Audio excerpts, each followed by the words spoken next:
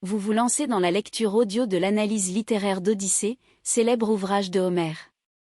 Au fil de cette lecture, vous découvrirez dans un premier temps une brève mise en contexte de l'œuvre et son auteur. Ensuite, un résumé de l'ouvrage vous sera exposé, suivi d'une analyse des personnages et des points clés du roman.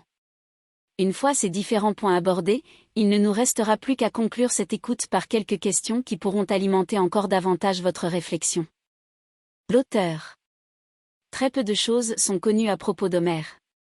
À cause de ce manque d'informations, de nombreux spécialistes se sont interrogés sur la réalité de son existence. Dès lors, en voulant parler de la vie d'Homère, on se retrouve face à deux points de vue. Celui qui considère qu'Homère a existé. On le présente alors comme un aède, c'est-à-dire un poète qui racontait des histoires, ayant vécu entre le VIIe et le VIe siècle avenu Jésus-Christ, et comme l'auteur de l'Iliade et de l'Odyssée. Celui qui considère qu'il n'a pas existé et que le nom d'Homère ne serait qu'une appellation pour désigner un groupe d'aèdes qui aurait composé les deux œuvres qui lui sont attribuées. À l'heure actuelle, ce débat n'a toujours pas trouvé d'issue, chaque camp disposant l'un et l'autre d'arguments valables. L'œuvre. L'Odyssée est une épopée grecque de plus de 12 000 vers. Ce récit divisé en 24 chants est centré sur la figure d'Ulysse et raconte son retour de la guerre de Troie. Il est divisé en 3 grandes parties. L'assemblée des dieux qui décide du retour d'Ulysse à Ithaque. Les péripéties qu'Ulysse endure pendant les 10 années qui séparent son départ de Troie de son arrivée sur l'île d'Ithaque. Le retour et les représailles d'Ulysse envers les prétendants, qui veulent épouser sa femme Pénélope et piller ses richesses, récupérant ainsi sa famille, son honneur et ses biens. L'originalité de cette œuvre, due notamment à sa construction narrative, avec une longue analepse au centre de l'œuvre, a stimulé bon nombre d'auteurs à travers les âges, ce qui lui a conféré une renommée internationale. Résumé. Zeus, le maître des dieux, a convoqué son assemblée sur le mont Olympe. Athéna essaie de le convaincre de libérer Ulysse de la colère de Poséidon et de le laisser rentrer dans sa patrie, Ithaque. Ulysse, roi d'Ithaque, a en effet combattu à Troie et s'est retrouvé, après avoir affronté 1000 dangers et s'être fait un ennemi de Poséidon, coincé sur l'île de la nymphe Calypso qui est tombée amoureuse de lui et le retient prisonnier.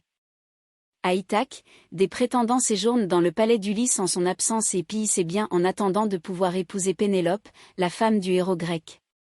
Cette dernière ne se remariera pas avant d'avoir terminé de tisser sa toile, une pièce qu'elle détruit toutes les nuits pour retarder l'échéance. Toutefois, trahie par une servante qui révèle la ruse de sa maîtresse, Pénélope est de plus en plus pressée par ses prétendants. En guise de représailles, il décide de dilapider les biens d'Ulysse, ne comptant s'arrêter que lorsqu'elle prendra une décision. Lassé de cette situation, Télémaque, le fils d'Ulysse, prend le large pour Pylo et Sparte en espérant glaner des nouvelles de son père. Alors qu'il s'apprête à revenir bredouille, les prétendants s'arrangent pour lui tendre une embuscade afin de le tuer. Entre-temps, Zeus, profitant de l'absence de son frère Poséidon, a décidé d'aider Ulysse, et envoie Hermès chez la nymphe Calypso, où le héros a trouvé refuge, pour la forcer à le libérer. Autorisé à partir, Ulysse construit un radeau et prend le large. Mais Poséidon le piège dans une tempête, il ne doit son salut qu'à la déesse Ino et aux efforts d'Athéna qui lui permettent d'échouer sur les rives des Phéaciens, peuple dirigé par le roi Alcinous et sa femme arrêtée. Poussé par un songe d'Athéna, Nausicaa, fille d'Alcinous, va laver son linge sur la côte dans laquelle Ulysse s'est échoué et fait sa rencontre. Ignorant son identité, elle lui donne de quoi se vêtir et se nourrir, puis l'enjoint à supplier sa mère, la reine arrêtée, pour obtenir l'hospitalité tandis qu'elle-même part annoncer à son père l'arrivée de l'étranger. Guidé par Athéna, Ulysse s'exécute. Après avoir écouté le récit de son naufrage, Alcinous lui promet d'affréter un navire qui le ramènera dès le lendemain en Ithaque. Un banquet est donné en l'honneur du héros. Durant celui-ci, on chante des récits qui concernent les exploits d'Ulysse. Ce dernier, en entendant ces histoires, pleure. Alcinous, intrigué, le questionne sur sa véritable identité.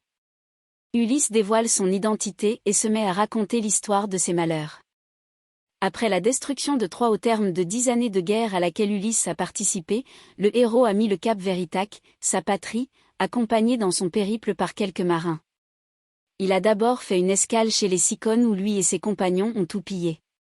Mais, négligeant de repartir aussitôt, ils ont campé sur cette île et enduré le lendemain une contre-attaque qui leur a fait subir des pertes. Fuyant le pays, ils sont tombés chez les Lotophages. Nous espérons que vous avez apprécié cet aperçu. Pour continuer à écouter ce livre audio sur Google Play Livres, utilisez le lien dans la description de la vidéo.